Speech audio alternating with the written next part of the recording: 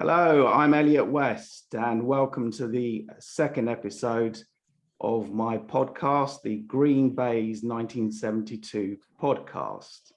I'd like to take a minute to thank my viewers for my first episode that I did with Rohit Sagoo. That's been doing very well on Facebook. I've had over 300 viewers on that, so I'm very happy with that, and thanks for watching the video. Without further ado and an imaginary drum roll, I'm going to introduce my second guest, who are you? Paul Rinaldi. Hello, Paul. Hello, how are you? Yeah, I'm not too bad. So you're coming live from your snooker club in North Shields, I believe, Yeah. The Northeast Snooker Centre. Yeah. Yeah. Looks very lively there this morning. It is, yeah. There's a few in upstairs, it's full. So that snooker club is open from 11 a.m. to 11 p.m. 7 days a week. Is that correct? Yeah, yeah, all the time. Wonderful, wonderful. Okay. So we'll start with the intros, and I'll ask a little bit about how you're connected with snooker. Hang on. Okay, you're fine, you're fine, you're fine. Okay. Okay. So, right, we'll continue with that, with a bit of technical difficulties there, but anyway. We'll start with the technicalities. So I ask a lot of people this. So how did you first get into snooker? I started playing pool in a pub. And then the guys... But before that, say, like when you were a child, for example, were your parents were they interested in snooker? No, nobody. No. I started watching it on TV. When would that have been? In the 70s or? Or late 70s, early 80s, I was watching like Ray Reardon, Cliff, and you know, them kind of guys. Okay. And it weren't on much, but every time it ran, it was like pop, like, you know, I was dying to watch it and I enjoyed it. So I used to just tune in every time I knew it was on. Fascinated me. Okay. So after that, how did you get from television, watching it on television, to actually playing it? Well, I started playing pool. I never played it ever. And I started playing pool in this pub, and a guy I was playing, after a few months, he goes, "You're quite a natural player. Have you ever tried snooker?" I said, "No, I've seen it on TV, but I wouldn't mind having a go at it." And he took me around to this local club, and that were it. I just absolutely loved it. Same old story.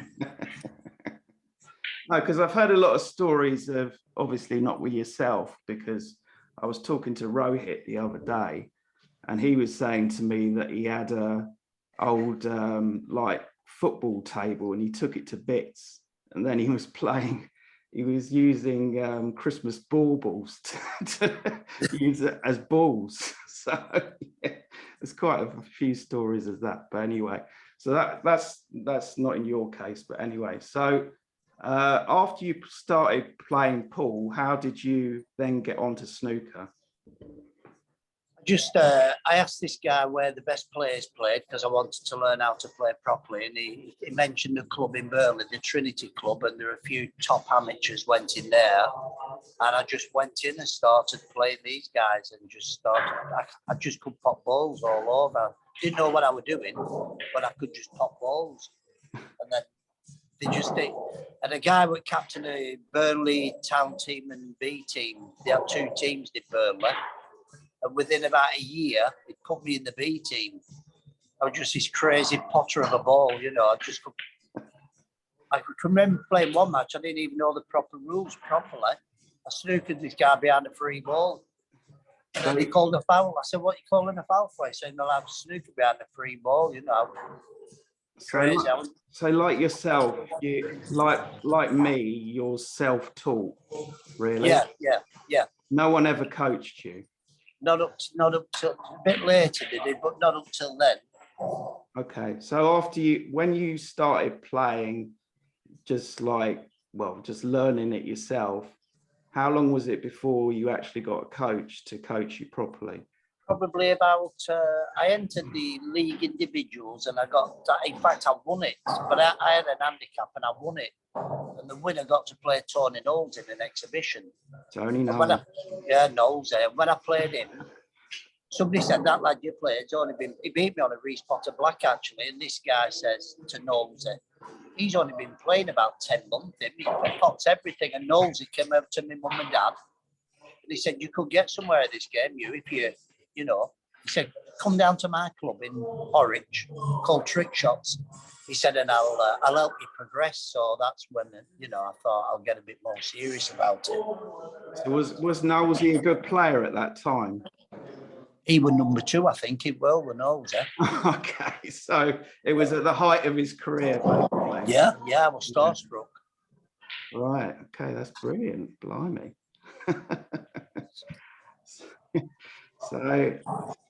So after that, what happened then?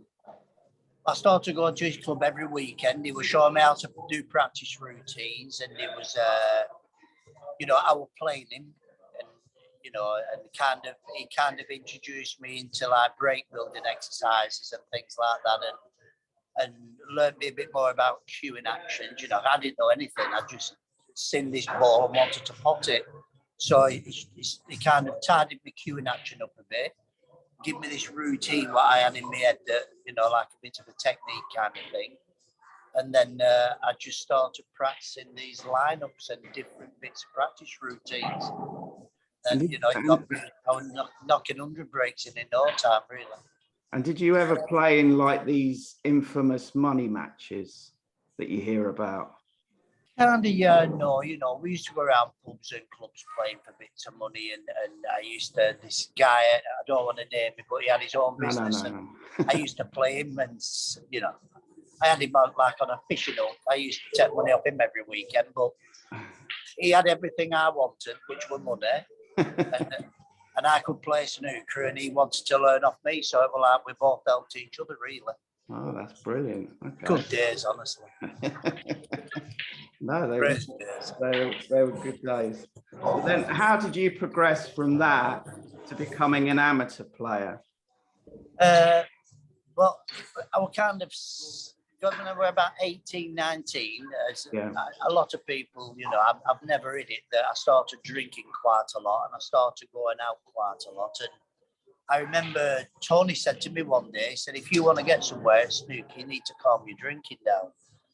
And I was just an 18-year-old brain-dead lunatic who just loved drinking and playing snooker, and I wasn't going to take any advice off anybody. So, right. So I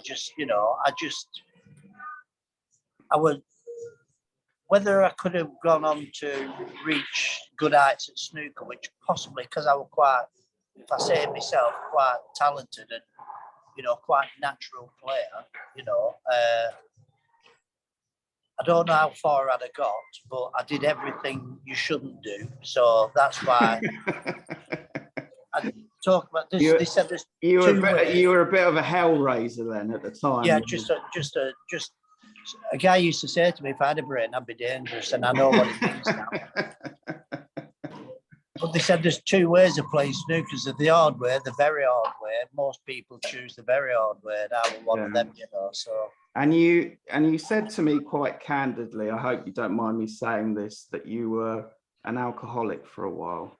Yeah, I started drinking too much, and it was a long story, but it got me in a lot of trouble. People were helping me progress at snooker, like giving me money to go to pro-ams and offering to help this and help that, and I just spent the money on drink, and I kind of just brain dead, a natural, normal kind of 18-year-old who thinks he knows everything, and he's, So what was the light bulb moment that actually you woke up and you said, look, I'm an alcoholic, I need help? And I collapsed a couple of times, but my right lung collapsed twice, and I started really getting depressed and really struggling. I think, like the emotional pain from snooker when you get beaten, you really struggle.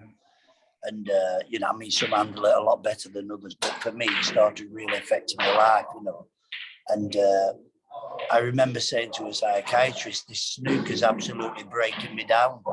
I kind of literally breaking you down, yeah.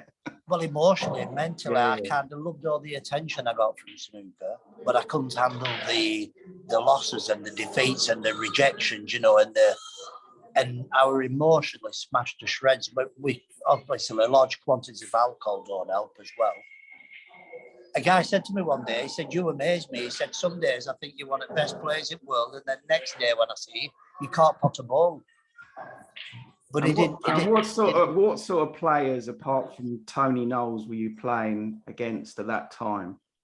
Well, there were like called Colin Morton. He played for England. He turned professional. I was playing with Colin. Me and him were like Siamese twins for about 4 or 5 years. But I kind of ruined a lot of friendships through drinking, and I was always getting in trouble as well. I was a bit of a, you know, when I drank, I turned into 10 men, and I thought I could beat 15 people up, and it was just insane, you know. And when you had that light bulb moment and you realised you were drinking too much and you realised you were an alcoholic, did you go and seek help? No, I didn't have that moment till after I'd seen. Whatever, I ended up in hospital, and there were an AA meeting in the hospital, and this nurse said, "Why don't you go and listen in there?" Okay. And I'll tell you what I said to him. I said, "I'd rather die than go in there." He said, "You might have to do," and that really shook me up. Yeah. So I went to this meeting of AA. They were in 1989, and I just sat and listened to them, and I realised that possibly drink had absolutely ruined me. So that was like the turning point in my life where... And were you a secret drinker, or were you just... No, I just went out with lads and drank. You know, I never hid anything. I mean, I didn't tell people exactly how I was feeling because I was emotionally destroyed, and I thought of just killing myself every day. You know, my life, I was completely ruined. And, you know, I had full of marbles, and I was suffering from really bad depression. I was suicidal, you know, I was in a really poor state. I didn't tell people that. I just walked past, "Sorry, Paul, hey, mate, how you doing?" You know, just playing the game. But really, I was struggling really badly. But there's a happy ending to this story, because I believe now you haven't had a drink for 30 odd years now. Yeah, 32 years, yeah. Yeah, it's incredible. Really. That's amazing. Because I know a lot of alcoholics still say they're always an alcoholic. Is that true, or is it? Do you still class yourself as an alcoholic, or do you? Well, kind of yes and no. I mean, they say, how can you be an alcoholic if you don't drink? But it's like being an addict, you know. If it's, you know, like a disease, isn't it? Yeah. Yeah. If you smoke cigarettes and you stop smoking, it's like trying to have one cigarette. You know you're going to have a few more. And it's the same with drink. If I have one drink, my head will go, "Oh, you're all right with that, have another." Or just drink on Thursday, or just drink on Friday. And then you slowly go back into the world of madness, you know. You think you can manage it, but you can't. No, it's impossible. The drink takes me, you know. I the amount of times I said I'm just going out for a couple, I could, honestly. And I went out for a night I didn't want to forget, and it always ended up a night I couldn't remember, you know, and it was just. So when you go out now with mates and stuff, you never ever tempted to have a drink or something like that? I work behind the bar in the club every day. No, it don't bother me. I made that. I promised my mum in 1989. I said I'll never drink again as long as I walk on this earth. Okay. So since then. I believe you do some counselling as well with alcoholics. Is that right? Yeah, I've done quite a bit of. I did a counselling course, and 12 alcoholics and drug addicts and things like that, because I get a lot of satisfaction from that, and it's strictly anonymous. That, you know, if anybody rang me up, which I've had people rang. Yeah, I've worked with some snooker players or kind of befriended them and, you know, helped them with problems and that, and you know, and I love that side of it, you know, because that can save lives. Snooker can give you a good life, but it can also, you know, it's not like that. Yeah. So after that, you sort of gave up snooker for a little while, did you? Because of the drink problem, and you sort of turned your back on it for a while. Yeah, I remember playing in a semi-final at this Golden Q tournament years ago in this club, and my head was smashed to bits, and I kept looking at this log, and I'm struggling to play. I'm struggling to concentrate because I'm all over in my head, just saying, just have a couple of drinks, relax, and you'll be all right. And I realised that, and I remember losing the match 3-2. And I was partly glad I lost because I didn't, when I put my cue in my mum and dad's house, and I said, I'm not picking that up again until I feel I'm emotionally and mentally strong enough to deal with that kind of thing. Yeah. So I hit the golf course for 2 years or something like that. And how are you at golf? Were you better at golf than snooker? Oh, snooker's always been my game, but golf, I were all right. I were all right. I tried to get 5 on every hole and the usual carry on. I was just out in open, away from people and away from pubs and everybody. So I was just glad that seems to be the natural game for anyone it seems to be the closest game to snooker, because you find a lot of snooker players play golf as well. It's great. Yeah, I enjoyed it. Okay. Yeah. So from then, when did you start? Because you told me yesterday that you then went on and played in Canada. Yes, I did. In the early 90s. Yeah, well, what happened when I was in my drinking highlights, when I was drinking a lot, I was in a club in Burnley and this guy was watching me play and he said, bloody hell, you can pop well, Carl, you can pop. I said, yeah, and I can't remember much about it, but he said, I'd love to get you out in Canada one day. Yeah. And I said, all right then. And that was, like in a conversation in a club. And then about 3 or 4 years later, I got a phone call. And my mum said, somebody from Canada's rang you. Who was it? It was a guy called Peter Green, this guy from Canada. Okay. And he says, what it is, there's a big club opened in our town in Barrie, Ontario, and they want you to come over and play them all. So I said, well, Pete, look, a lot's changed since then. I said, I've stopped drinking. I don't live, I live a completely different life now. Yeah. Obviously, I got involved in Christianity. I became a Christian and, okay. A lot of big changes happened to me. Yeah. And they flew me out to Canada. And I got off. Flew you out to Canada? You didn't even have to pay for the airfare? Yeah, they paid for me airfare. I stayed there for 3 weeks. They took me around a lot of clubs. I played different people. The guy who owned the club, he was, really impressed with me. I mean, I played phenomenal. The night he saw me play, I had 10 frames. I had a 131, a 129, 107, 286s and 274s. I still remember them all. So you've got a lot of players. Obviously, Canada doesn't have the snooker fans that it used to have now. But just reminds the viewers, a lot of players at the time. You had Cliff Thorburn, you had Cliff Stevens, Bill Werbeneck, you had Bob Chaperone, and who else was there? And Alan Robidoux. Elaine was still on the tour. I think I came back when he reached semi-final. I was spotting colours for him when he reached semi-finals at Worlds. That must have been 93, 94, something like that. So did you play any of those players when you were in Canada? Oh yeah, I played Kirk. I got beat with Kirk Stevens in 2 semi-finals, 4-1 and 4-0, which were, a nice experience. I felt like I've been given back. I've been given a chance to play at a better level, But being around the clubs and being around drinking and all that, although I was 3 and 4 and 5 years sober, clean and feeling better. Yeah. I realised I didn't want to be in that lifestyle kind of thing, Oh, that's brilliant. That's brilliant. Like a door had closed and I didn't want to open it again. But, when I went to a first tournament to Cliff Thorburn watching, I was like, John is the man, The grinder comes into the room. And he made me so welcome. I mean, Jim White as well. Yeah, Jim White, yeah. Jim White's dad lived near the club I played at. So when Jim came to visit his dad, he used to come in and play us. And, I formed a good friendship with quite a few of them that were great, Okay. So you told me that you were briefly classed as a professional at that time, yeah? Yeah, because I was like the house pro manager. They give me, I think the guy's called Wayne Hancock. He's the secretary of the Snooker Ontario. And he gave me, I think it's Canadian Billiards and Snooker Association players card. Right. So, so as I could play in all competitions and I recognised as, I had my work visa and everything. So Yeah, good days. how long were you classed as a professional for then? Well, probably I had that for about four or 5 years. Okay. You know, but I've never been on a, you know, like the main tour. No.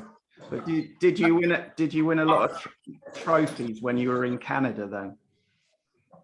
No, not really. No, I got paid a salary just to play in the club as well. So I used to go to the tournaments at weekend. I got to a few little finals and bits of bench, you know. But the experience of playing in some of these, they have a snow tournament in Canada. It's famous, and I got to play up there in Thunder Bay. I said, "Why do they call it the snow tournament?" They said, "You find out when you get there." They were like Eskimo land, honestly. So you then, when did you come back from Canada then? Well, I kept coming back and going back. I kind of finished in 1997, I think it were, and I just thought, you know, I didn't want to carry on traveling and that. Okay. So what did you do after that then?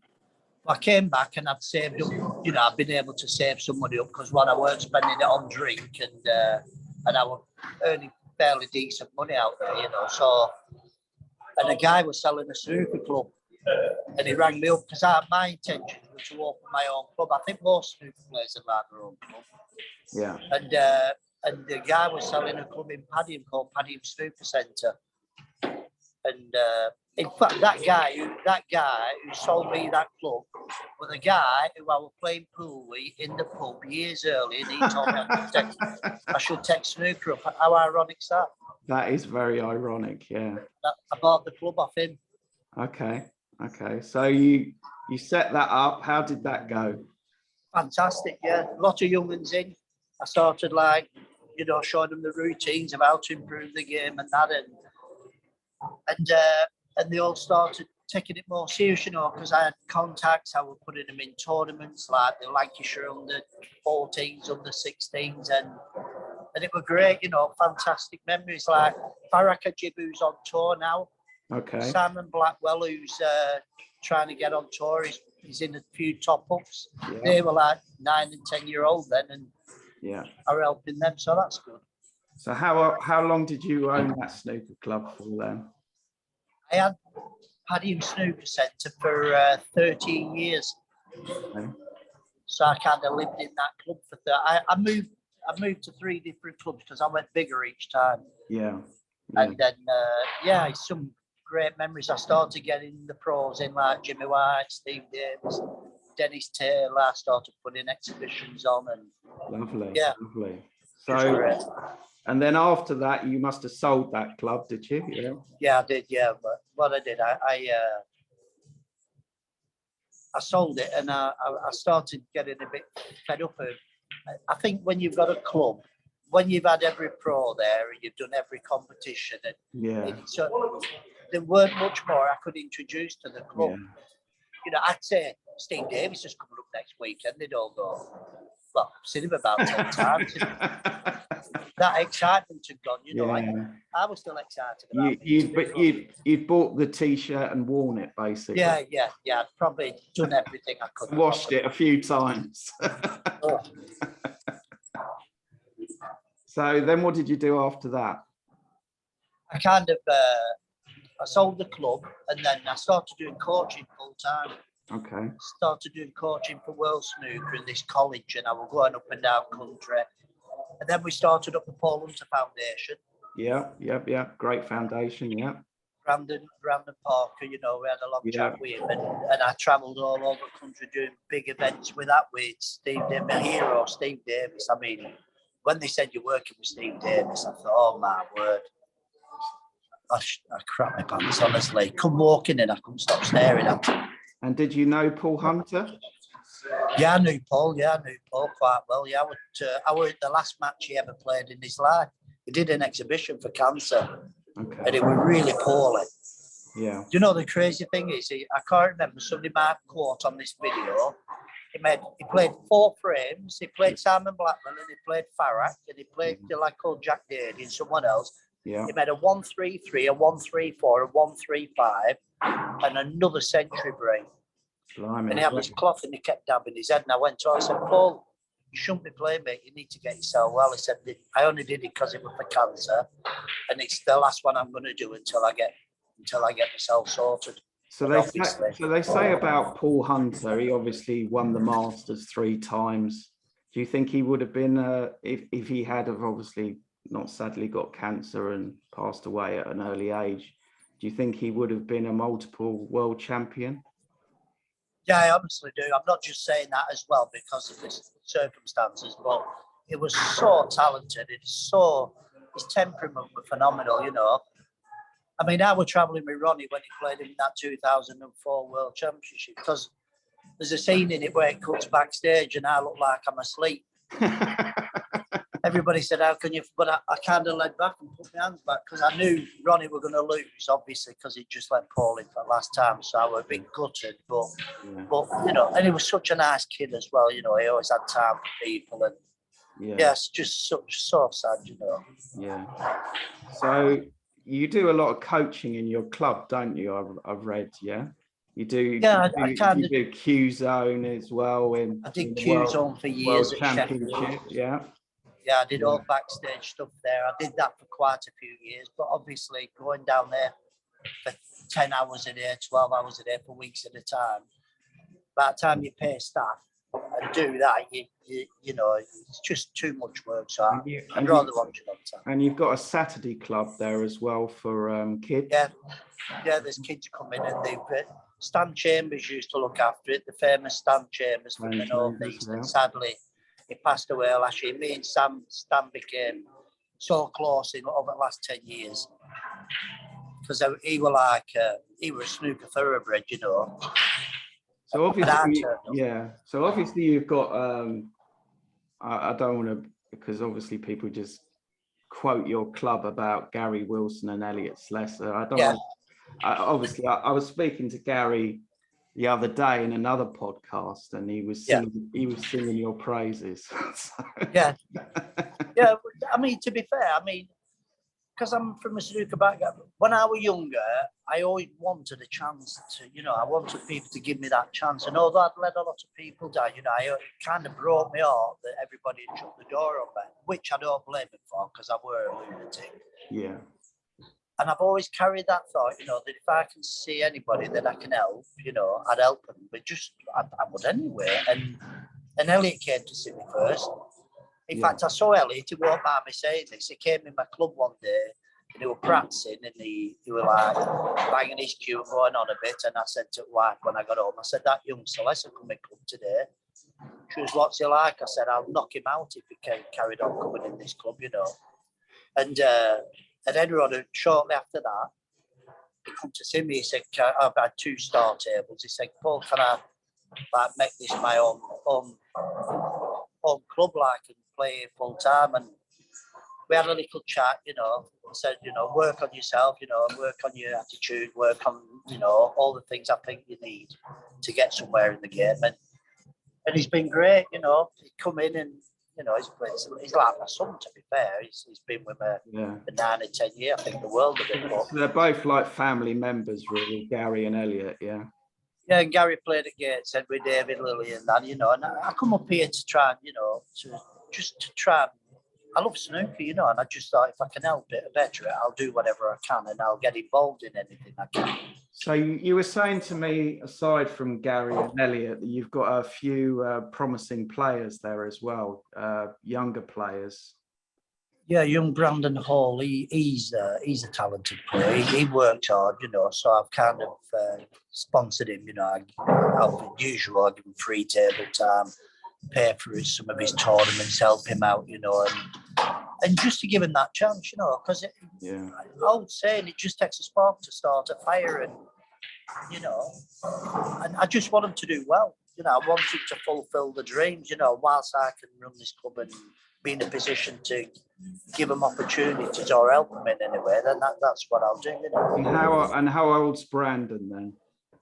Brandon's 21, 22. Yeah. Have you got any? Have you got any players like sort of the Stan Moody's of the snooker world? You know, like 10, 11. You know. There's a little lad called Max comes in. He's 13, but I haven't got as many juniors. I don't think there's as many playing as there were a few years ago. Well, certainly not up here. Yeah. So there's no like, you know, like there's no little Stan Moody's popping around up here. You know, I think they're few and far between. And what do you think is the way forward in order to expand the grassroots and get people, especially youngsters, because in your time in the 70s and 80s, obviously, like, Right. Jimmy White, Tony Mayo, people like that, they used to go down Zans and bunk off school and play in snooker clubs and everything like that. So how do you think, in your opinion, you can get kids interested in snooker? Honest truth, I don't know. I just think it's such a difficult game, and kids, it's a different world now. You know, it's all social media, and they just want to play pool. That's why I bought the sports pool lounge downstairs, because I never wanted one before. I wanted snooker, but I don't think this club would survive on snooker. But when you do these Saturday clubs, do you get a lot of kids turn up for it? Yeah, there's a fair few come, but they just come. It's like a little social club now. One of them might pop up and have some natural talent in that, and I've had that before. And the problem is when you get 13, 14, they start making 100 breaks and going to all these events and stuff like that. Yeah. And when they turn 17, 18 and they discover lager and women, a lot of them just fade away. I mean, I did. It's crazy. Yeah. But it's a shame, because I asked a guy once, he was a businessman. I said, how do you fancy sponsoring these kids with me? And I'll do the tables, I'll do the free snooker, I'll do this, I'll do that. You pay for the... He said, I don't call it sponsorship, I call it giving money away. He said, and when really a snooker club can't survive on snooker on its own. It has to have like pool tables, dart boards, and all the other accessories that come with a club in order to survive, to bring people in, because obviously not everyone wants to play snooker. They want to play darts, they want to play pool. Yeah, absolutely. Yeah, I've got dart boards, I've got poker tables, I've got pool tables, I've got a lovely snooker room upstairs. I mean, there's 4 star tables, 2 silver aristocrats, 4 Riley tables, and they've all got match clubs on. And you've also got a half-size table that you start people on as well? Yeah, there's an 8-foot and a 9-foot over downstairs there. What they do, Saturday kids come in, and I've got a guy called Graham. He goes round and helps them with the stance and how to take, how to hit the cue, and just the basics and that, we just keep it that. And then if one shows interest, I'll just spend an hour with him and say, look, try this, do that, and try, Yeah. So you, going back a few years, you obviously had the Whitley Bay Snooker Centre, yeah? Yeah, from Whitley Bay, because I got fed up of travelling around coaching. But then you closed that, and then because you wanted more space, you opened the Snooker Centre, yeah? Yeah, Whitley Bay were like, I just opened it, and it was a bit tight, tables in certain areas, and people, there weren't the lounge areas such, and then I had to think about it, and I said, if I find a big building, I want to open a really nice place where you can, there's loads of room. I mean, I can put some major events on here with plenty of room and that. Yeah. So that's my goal. But it was quite a risky venture, because I was reading that you're saying in the press that at the time the pandemic was at its height, so we had the lockdown, etc. And I heard you'd lost £50,000. Is that correct? Yeah. We had a builder come in, and it weren't even a builder; it was just a con man, and he destroyed all sorts. And then I had a chat, and I said, "Look, can you help us take out everything you've built, because it's all been, my ceiling upstairs fell down, my staircase fell apart, and just crazy times." And and I kind of didn't know what to do in that. And then we said, look, it's one of them, that game show TV, I've started, so I'll finish, that kind of thing. So I said to wife, we've got to just carry on doing, and I've got to, give, I've got to say thanks to Alison as well, because obviously she's not from a snooker background. And we did put a lot on the line. A lot of people helped us out, which they knew they are, both financially, helped encourage us and that, and we just seen it through. And a couple of guys, a joiner came in who has his joiner's yard. He was fantastic, Neil Watson and his mate Anthony from electrical place, and they come in and they said, right, we're going to get this place finished for you. Really superb guys, and they come in and got it all finished and got us off and running. So your wife's a big support network with you as well. Yeah, fantastic. Yeah, she's like the manager side of it. She does all the, all the gas, electric, brewery, all that. I feel like I'm at the shop floor worker. She does the books. That's dangerous. When I'm walking around with shoes on. So anyway, let's go on to something else. So you told me before that you have a lot of snooker stories. Dennis Taylor's told you to write a book about all the different things that you've experienced in your time in snooker. Oh, it was Steve Davis. Sorry, Steve Davis. Steve, when I was travelling with Steve, we were on about different stories, and he said you should write all these down and bring a little book out because people would love some of these. Oh, there's hundreds.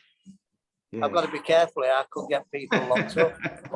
So, without being sued, let's talk about a few of those. Well, there's one where Alex Higgins. What we say about Alex Higgins? He come over. He used to come over, and I used to pick him up from the airport, and he'd stay with us for a few days. I'd run into him from his exhibitions, and one day he said, "Paul, I need to go to Leeds to Bob Akers to get my cube fixed." So I rang Bob. I said, "I'm coming up tomorrow with Alex." I said, and he's on one. He said, "Don't worry, I've dealt with Alex for 30 odd years." So, and at that time, I'm driving this Mariva. So I goes round, picks Alex up. And he always pushed his seat back, took his shoes off, and put his feet on dash. But he's got really bad throat cancer at that time. Everybody, he'd lost a lot of weight and he was coughing. He's got this plastic cup, and it's like a spittoon. He's coughing and spitting in this cup. And he's sat with his feet on windscreen with seat back, and he's got this spittoon cup between his legs, and he's smoking this cigarette. And as I'm driving up the M62, he starts coughing, and he's coughing, and he's like, cough like a raw egg up in his mouth, and he's trying to get to cough. And I goes, "Alex, spit out the window." So as I'm pressing my button, as the window's coming down, he's gone and spitting, but it's hit the inside of my window. So he's like sliding his hand up to slide it out, to get it out the window. I'm watching him, I'm all over the place, and a car slams on in front of me, so I slammed on. So the cup in between his legs that were full of spit and spilt all over his trousers. Yeah. "Is there something wrong with you?" Like, went berserk. Again, "I nearly wrote my car off through you," I said. And, we gets up there, and then every pub we passed, he said, "I need to go in that pub. I know someone in there." And then when he's in a pub a bit nearer where we're going, he said, "No, I need to go in that one," and it would just be, it was crazy. Yeah, but obviously you being an ex-alcoholic, do you think that Alex was an alcoholic? Or he had major drink problems, didn't he? He always like drinking. Yeah, he's a fine example. Well, I don't know if that's the right word, fine example. Because I was with Jimmy White recently and Kevin Kelly, and Kevin was saying to me that Alex didn't actually drink a lot. He kind of did and he didn't, did he? I remember the last match he ever played at Norbert Castle. I was his Guinness supplier. I kept going out. And to be fair, he didn't drink a lot. But I think the damage had already been done from years of abuse prior to that, Yeah. I mean, he slowed down a lot and he couldn't drink like he used to be. Most people can't.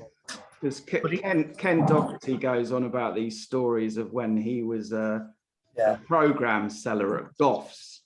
And there used to be a code between the two of them, himself and Alex. And he used to you know, say whether he wanted a single or double vodka in his orange juice or whatever. And I think Dennis Taylor in one match, he sat at the wrong chair and he thought he was drinking water and it was neat vodka. He spat it out. Oh, it's great, honestly. There's hundreds of them. He used to come to my club and he used to like going to this pub, and he used to sit in this pub and there are bookies next door. That's why I like that pub. And we used to write slips out. Well, he did. He'd make me go off with his bets, which I didn't mind. He run in tennery then. And it didn't matter how many bets he put on, how much he won. You never got all back. And every time I said, Alex, that's 5 bets we put on. I'm due about 200 quid. Oh, we'll put it on the next one. And he just kept gambling. But he wasn't a great gambler because he didn't win much, did he? No, it's all he had in his life. I remember when he came over, he said, have you got the racing channel on? I said, I haven't. He said, well, I'm not coming. I said, well, I'll get it put on. I had to put it on for like a minimum for 3 months. It cost me 100 odd quid just so as he'd come and do these exhibitions and that. But one story was towards the end of his life, I got him these 3 exhibitions. Yeah. And he was quite poorly at this time. And I said, you're doing Friday, Saturday and Sunday night exhibitions. I've got him £1,000 a night. And he said, book me a flight Tuesday. He said, I'm going to come Tuesday and practice a bit and we'll have a few days out. I said, all right then. So wife booked his flight. He didn't turn up. So I rang him. He said, I didn't feel up to coming. Arrange it for Wednesday. So I booked another flight for Wednesday. He didn't turn up. So I booked another flight for Thursday. He didn't turn up. Then on the Friday, he's got an exhibition at 7:30 Friday. About 4 o'clock, he rings me. Yeah. Effing and landed out. I said, Alex, calm down. What you doing? He said, you booked it from Belfast International and I'm at Belfast. I didn't know there were 2 airports. I said, you've got to come. He said, I'm not coming. So I just put the woman on the phone. So they flew him out at 5:30 from that airport to Manchester. So obviously the exhibition started later. Anyways, a couple of days later, I'm doing his money. Obviously, I've took out Tuesday's flight, Wednesday's flight, Thursday's flight. I paid for Fridays. So instead of having $3 grand, he's got something like 2,480 quid or whatever it were. Yeah. So I give him his money and he says, he rang me a bit later. He said, Paul, my money's short. I said, no, Alex, I said, your flights, I'm not paying all your flights as well. I said, you know, I booked them and you never turned up. I said, I'm not paying for them as well. Yeah. And he told me, he said, okay then. He said, because it's you, he said, I'll honour that because he once said to me, which was quite nice, he said, you want to only people I trust anymore. Me and one more other guy, he said, you know, you're the only guys who've never done anything like to stitch milk kind of thing, which were nice. Yeah. And then he rang me up one night out of the blue and he said, Paul, I'm in Manchester Airport, come and get me. I said, I can't. I said, I've got a club full of people. He said, tell them to get out, I'll pay you what you should have got and come and pick me up. I said, no, I'm not coming. Yeah. I said, get the guy who's doing the exhibitions for to pick you up. He said, no, I don't like him, I want you to come. Anyway, I couldn't go and I said, Alex, I'll come later on. I said, but I'm not coming now. I can't kick all my customers out to pick you up. I said, get a taxi. He said, I don't want a taxi. I want you to pick me up. Anyway, about an hour later, he rang me up. He said, are you nearly here? I said, no, I've not come. He says, on phone, he went, I'll never talk to you again, ever. He said, you finished? And he put phone down. Then he rang me back and he went, and another thing, I said, what? He said, you still owe me 500 quid and cut. And I thought, I was sad with that, you know, last conversation we ever had, he wanted that money for all his flights and that, you know. Yeah, because you were at, I believe, I've seen some footage of you, because you were at the last Legends match that he did. Yeah. Between himself and Cliff Thorpe, and you were in the audience. I saw you in that. Yeah. Yeah, well, yeah, I was sat at bottom of stage. Yeah. I have a picture on the wall. My girlfriend got it for Christmas. It's his last signing that he did, and that was done. That was done there. So yeah. Yeah, it was sad. I reached his last ever World Championship match in Norbury Castle when he played tyre pitching. Tie pitching, yeah, the tie pitch. And he beat him. And I was sat with Alex in interval and he's again, I'm going to tear him up when I get in there tonight. And he weren't going to tear him up. And John Williams, I think he made his highest ever cruise world championship break of 136. Okay. And John Williams, he tried to move him again. I know he did it at Crucible, but he did it at no break. Yeah. And he's get moved there, and John said, "I'm staying here. You get on." And from the last red to the black, Alex cried all the way through it. Honestly, he was sobbing his heart out. What was that Norbrecht Castle like? Yeah. I've heard a lot of stories about it. Oh, I went every day. I remember Mark Williams, John Higgins when they were 16. Obviously, Ronnie turned up. I used to sit in practice room. I used to spot colours for him. I said to him, I used to sit on stage at top in practice room and just watch him do with Joe Perry. I mean, all the, Mark King, all of them were there. Yeah. Just phenomenal, And obviously, my days are gone. I didn't have £2,000 to go there and take the chance of trying to get through. A lot of snooker players ended up in a lot of debt. And did you know one of my snooker heroes, Cliff Wilson? Did you know him? Yes, I was there I was there the year Cliff died shortly after. I think he qualified for a few events and then he went back to Wales and he died, didn't he, that summer? Yeah. Or just after summer, yeah, because I used to work. They were like, I think there were about 20 tables on. I mean, it's a long time ago. So I used to go around. They used to have a name tag who were playing, and you just slip in and watch them. And I watched everybody. I was fascinated by it. But Cliff was a demon potter, wasn't he, in his time? Oh yeah, he was He was like the Tony Drago of his day. Yeah, he was brilliant. I remember him coming to where I lived, a place called Barrowford near Burnley. Yeah. And he'd come in to do this exhibition, and he said to him, excuse me, he said, which is the tightest pocket on this table? They all went, top yellow baggies. Balls don't fit in it. And every time he took a ball in there, crammed it in about 90 miles an hour. Upper cushions and all sorts. But it was amazing. He was an amazing player because he was almost blind in one eye, wasn't he? Yeah. His eye can't cue down this right side of his face, didn't it? Yeah. Yeah. I watched an interview on YouTube, and he was doing it with David Vine during a World Championship. He was talking about how he was obviously like getting ready for a match and everything, and he said he was giving up smoking, drinking, like he was addicted to tea anyway. He drank God knows how many cups of tea a day. But one of the interesting things which crops up a lot when I'm doing writing and various things is people say it's a game, and that's what he used to say. He would refuse to call snooker a sport. He always said it was a game. I call it snookeritis or snookerism. Snookerism. That's if a you good take one. snooker off, you've got I, self, and me, because most snooker players, it's all about I, self, and me, innit? Okay. And rightly so, it's got to be. I mean, you've got to be fully focused and everything, but it's like a disease. It's snookeritis to me. So who else can we talk about? Cliff Thorburn.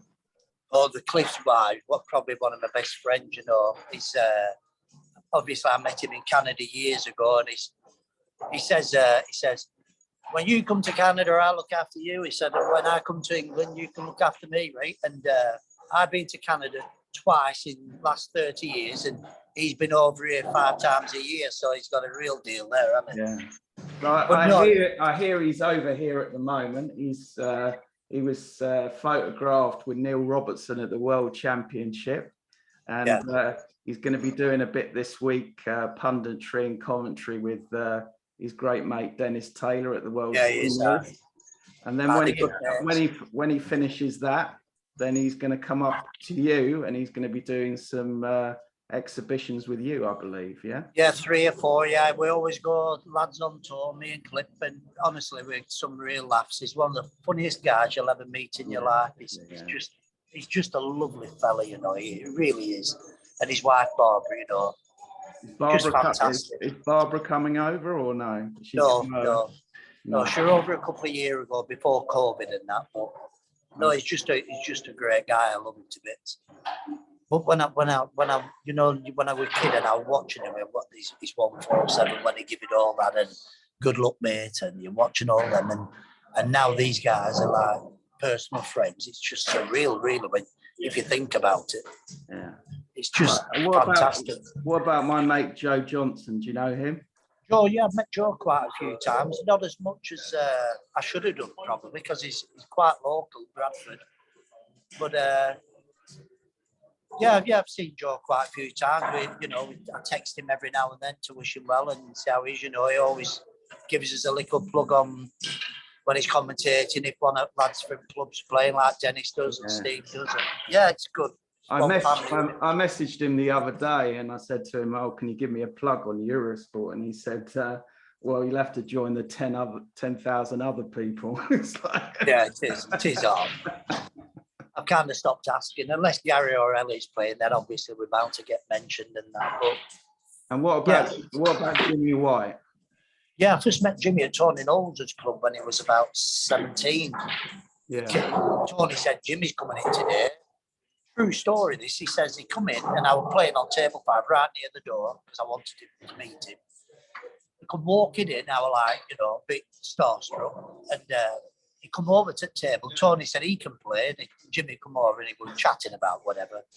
He goes, "Let's have a look at your cue." And I had a Craftsman Panther cue, lovely cue. He says, "Can I have a do with this?" So he took the table off me more or less and started, we're playing each other, but he spent all the time at the table. And he said, "Can I borrow your cue for an exhibition tonight?" And I said, "Yeah, if you want." So I thought, I can't believe it, Jimmy White's borrowed my cue for an exhibition.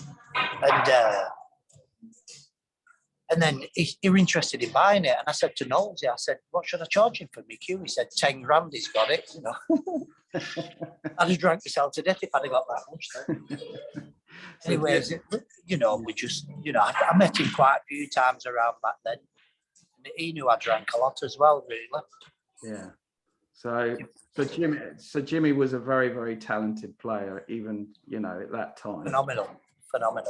Just brilliant. But, I think Jimmy a bit same, he'd say same himself, drink and drugs and that. And, probably half his potential. Probably should have won 2 or 3 worlds and possibly another 10 ranking events back in that day. You hear these stories about Jimmy White and Tony Meo when they were teenagers. And they had this cab driver, Dodgy Bob. Yeah. Yeah.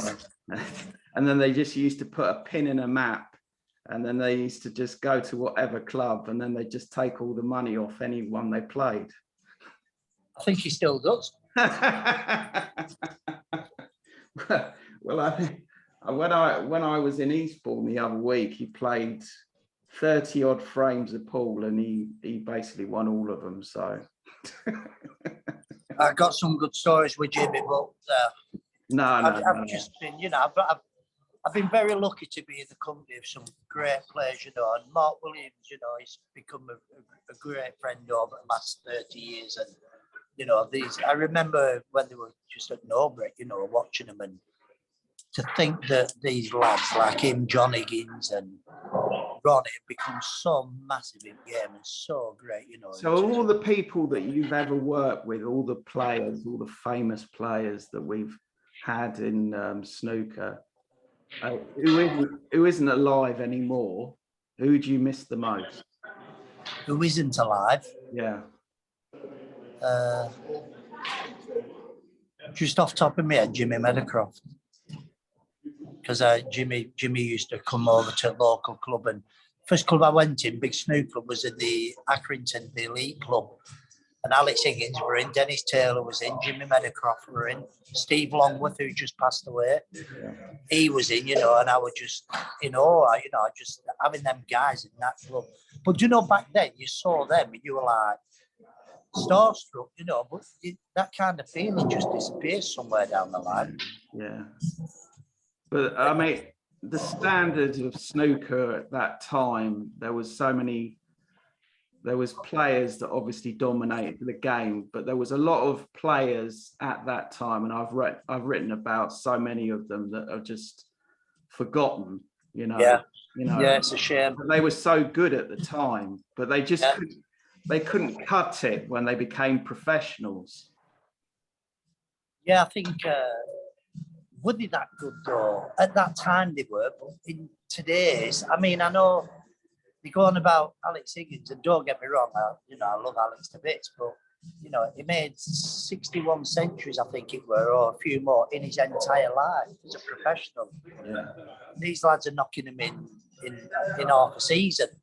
So the standard's so much improved in that.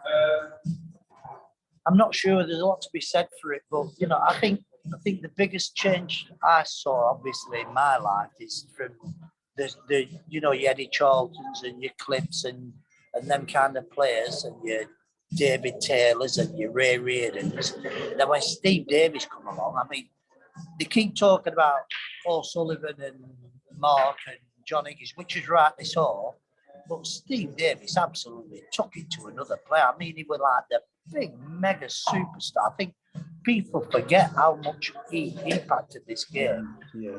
He was like more than a celebrity, weren't he, at one stage? Yeah. You're on everything. Well, I'll go back a bit, and we'll talk about two other people, and we'll wrap it up. But one of my ultimate heroes is Ray Reardon. So what can you tell me about him? Ray, well, I'll tell you a little story about Ray. I mean, he did when I were knocking about with Ronnie for a few years, obviously I spent a bit of time with Ronnie because he was, obviously, he's well documented, he was struggling with drinking and carrying on, and his lifestyle, and obviously Jimmy mentioned me to him, and then I had a chat with Ronnie, and he said, would you come to tournaments with me and be like my right hand man, try and and my job was to try and keep him on the straight and narrow. Yeah. And try and, help him as much as I could, which I felt I did. Yeah. And I remember going back to a cottage. We stayed in a cottage in Sheffield, and he said, have you got Ray Reardon's number? I said, no. He said, I want to speak to him. And I said, well, I'll get it. So I phoned Mike Ganley. Mike Ganley gave me Ray's number, and I rang Ray and said, look, Ronnie wants to speak to you. This was 2004 World Championships. Yeah. And I rang Ray and I passed my phone to Ronnie, and Ronnie went upstairs and spoke to him for about an hour. Then come back down and said, Ray's coming up tomorrow. He's going to spend the rest of the championship with us. And he was staying in Holiday Inn. So obviously there were Ronnie, myself, Ray and Vic, who were looking after Ronnie as well. And we just, all four of us just spent the full 2 weeks together. It was just fantastic.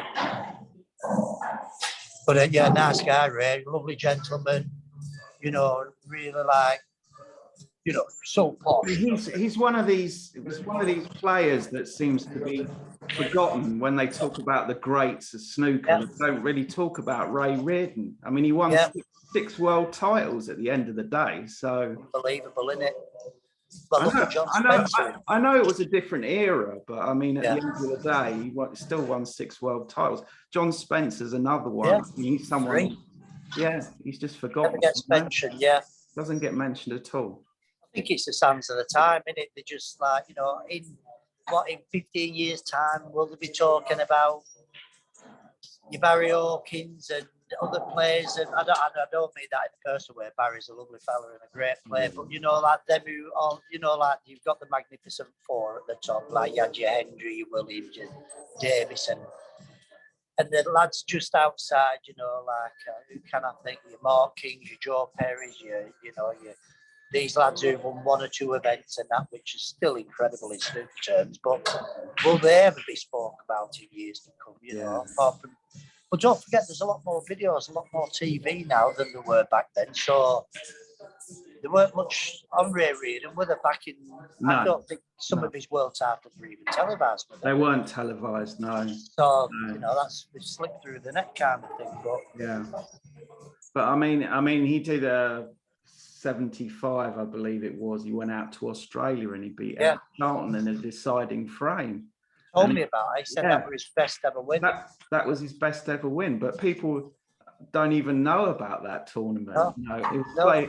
It was played in a basketball stadium in Melbourne. We were having a meal and I said to him, what's your greatest win, do you think? I always ask like bits of questions, and he said when I went out to Australia, I think it was something like, I can't remember, when it was first 35, and there was something like it was the best. It was the best of 61 frames. for it. Yeah. And I know we were 4 down with something like 5 to play, 5 down Yeah. before. Yeah. And he won every frame. The table was so bad, one of the cushions, because you couldn't even get the cue ball up to the other end of the table. It was so bad, yeah. So he played 2 deliberate fouls in the match, and then he put Charlton back in. Yeah, Charlton went back in, and he refused the shot. And it was a dead straight red. Yeah, and Reardon said, "I've got him here." Yeah, so he banged this red in, this long red, and then Eddie Charlton fell off his seat. Yeah. And he had to go over to Eddie Charlton and say, "Are you all right?" and give him a drink of water. Then he cleared up and won the match. Steady Eddie. I remember seeing he were at Norbury Castle as well. He were like on his way out. Well, you know, Jim, Ronnie, Mark, and Johnny were on the way up. You know, the young Stephen Lee with them. Stephen Lee was phenomenal, weren't he? He probably, you know, class of '92 there. Who were just, yeah. Okay. Just great days, you know, fantastic memories. And so before we go, I'm going to ask you one last story about Ronnie O'Sullivan. Ronnie, can you tell me anything about Ronnie? Oh, I can't. They'll pull him out at World Final if I start talking about Ronnie O'Sullivan. No, we're really close. I mean, you know, probably his best mate at that time, and there are a lot of things happened. You know, Ronnie is. I remember Clive Everton ringing me up and saying, "Paul, we're doing a story on Ronnie. Could you, you know, give us some like catch?" I said, "Well, not really." I said, "I can't be talking behind his back." I said, "I'm his mate." I said, "I can't really say anything." He said, "What's he like to be around?" I said, "He's all right." I said, "It can be hard work."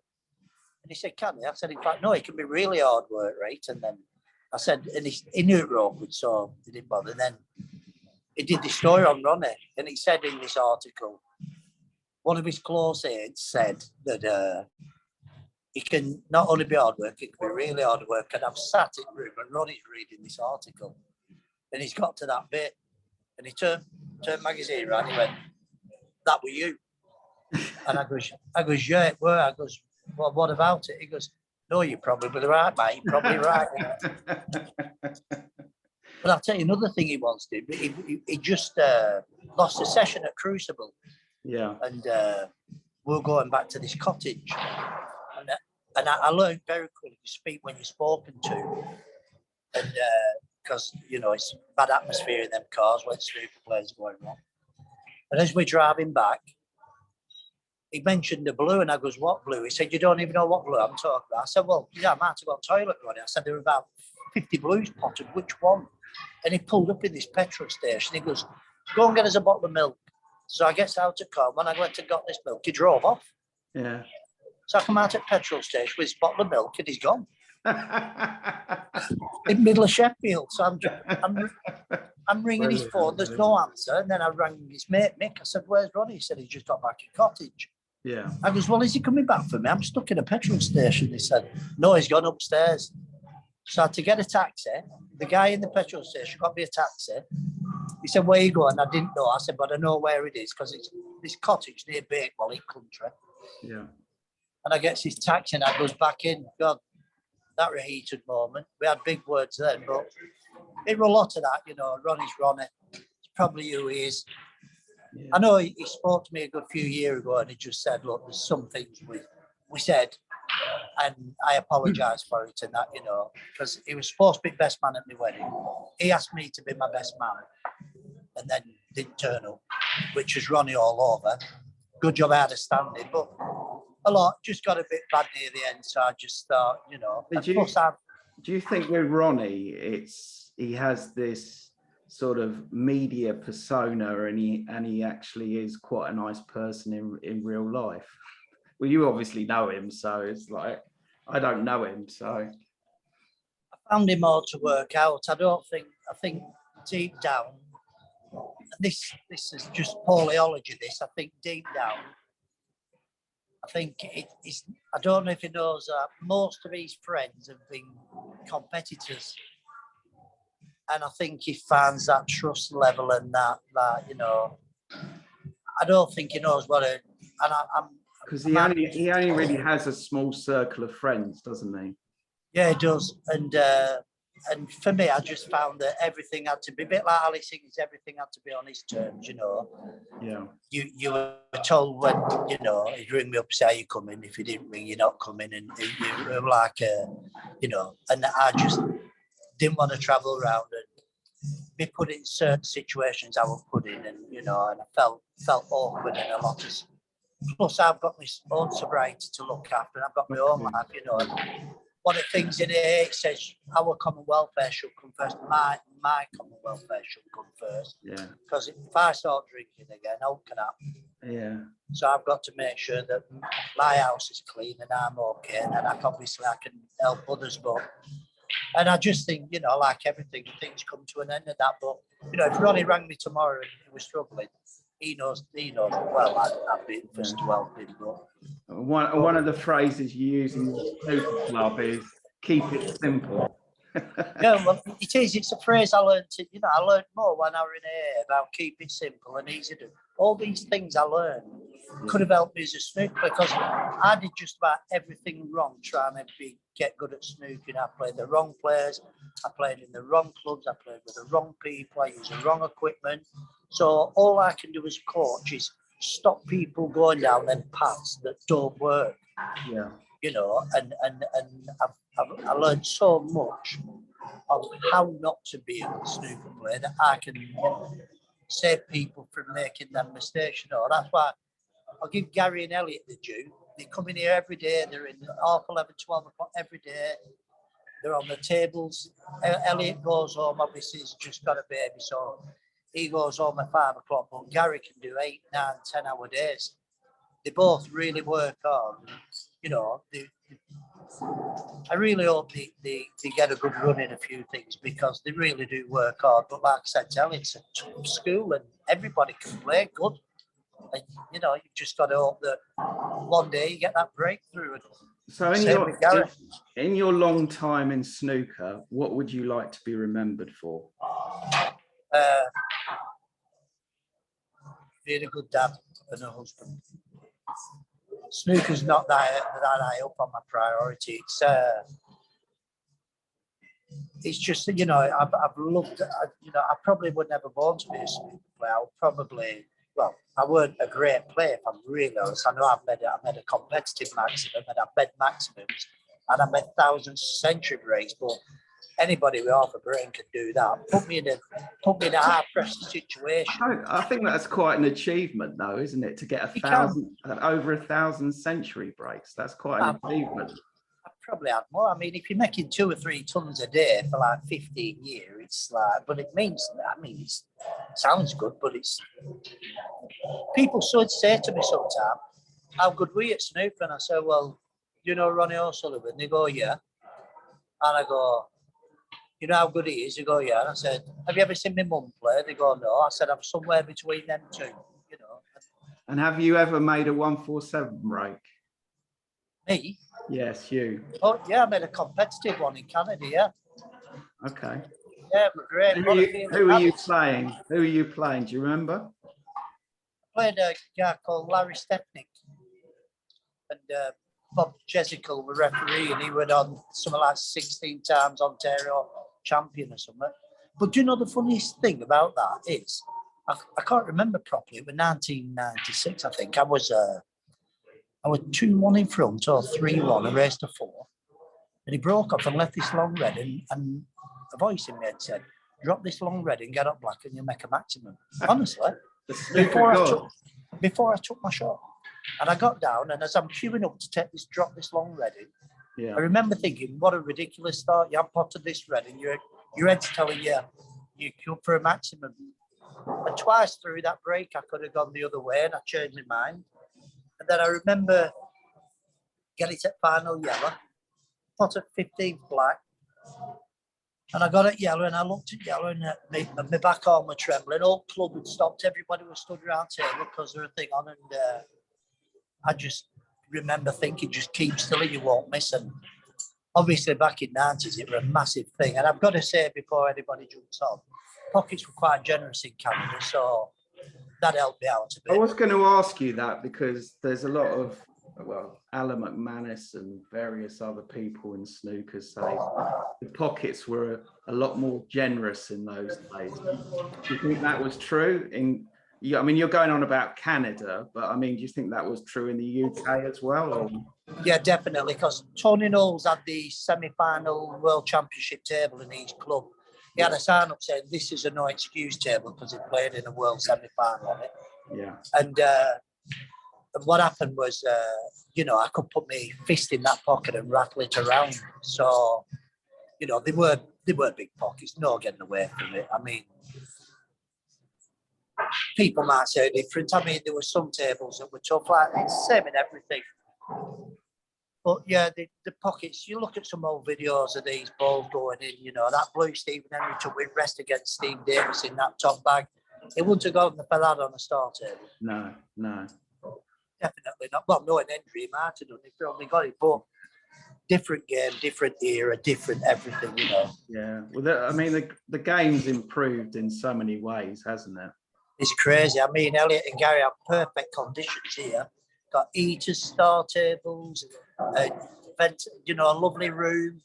Yeah. And, I said to him, when we were kids, we used to play on rip table. I remember playing on one table and you to hold your cue up middle pocket when you potted the blow off spot because you knocked back a pocket off. We loved it. Someone had just had a fight on the table. 7 different coloured reds in 15 of them. It was just great days. Okay, Paul, we're going to wrap it up now. But Great, brilliant. It's been a pleasure to talk to you. And you, Elliot. And I could go on for hours talking to you because you've got so many stories. But I just, it was wonderful for you to agree to this interview. And I hope it's given an insight into your club and given the fans a bit more of a insight into the snooker of old, as we should say. Yeah, absolutely, yeah. Can I finish by saying, a lot of snooker players, there's a lot of them struggling on the one, on their own, and if anybody, I know I clown around and I can be a bit of a, like Steve Davis used to say to me, I'm not the fizziest drink in the fridge, but... Fizziest drink in the fridge, I like it. But if they're struggling with bits of stuff like that, like just drinking and one thing and another, I can always have a chat with them and tell them how where there's help and how to find it and that. Because there's a lot of people that recently that obviously Selby and people like that, obviously Graham Dott and a few others, they're obviously come out and admitted that they've got mental health problems. Yeah. And obviously World Snooker's taking it on board now, but it has been a bit slow to talk about it. And I think I lost my mum to bipolar, so I do know a little bit about mental health. I had to section her a lot of times and stuff like that. So, but I think in today's society, I think it's very, very good to talk about any problems that you've got. That's the main thing to do, and to reach out. Yeah, it is. I mean, snooker's such a mental and emotional tortured game. I mean, people don't understand how much damage it can do to you mentally, Yeah. And these guys are going through it day in and day out, and somewhere down the line, it really can affect you, And it's a case of finding that balance, that acceptance level, and I think Ronnie's trying to do it now in all his interviews. He really wants to win, but he's trying. It's not life-threatening if you don't, and it's finding that balance. And it's a tough sport. You may have quite a few people queuing at your door tomorrow with problems. I hope I do. I love it, honestly. I love it. Snooker to one side, and gotta help people. They need it. Okay, we'll conclude now, but thank you very much, Paul, for this interview. Thanks, Elliot. Yeah, keep up the good work, sir, and I'll speak to you soon. Okay, thank you very much, Paul. Bye for now.